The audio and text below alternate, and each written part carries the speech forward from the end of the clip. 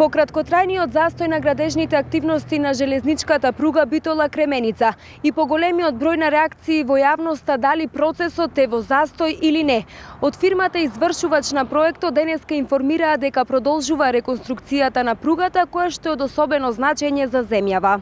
Во нивното соопштение се вели: би сакале да го искажеме својот став во врска со извршувањето на проектот градежни работи за надградба со реконструкција на железничката станица Битола-Кременица, како дел од коридорот 10. Водострој е водечки партнер во конзорциумот што го извршува проектот, при чија што реализација имавме потешкоти во работењето поради објективни фактори, главно поврзани со климатските услови кои го спречија и забавија извршувањето на градежните работи. Имаше одложување поради нерешените финансиски односи меѓу еден од учесниците во конзорциумот и неговите изведувачи.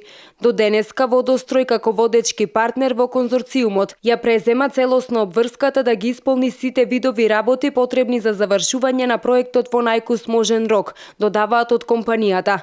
Така и ќе остане и ќе продолжиме со спроведувањето на обврските договорот, велат од компанијата.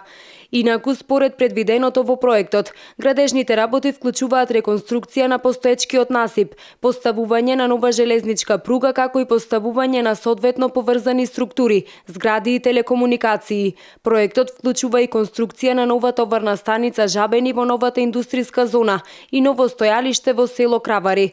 Проектираната брзина на пругата ќе биде 100 км на час. На целата траса ќе има 9 вкрстувања на пругата и патот, во ниво кои ќе бидат осигурани со сигнално-сигурносни уреди.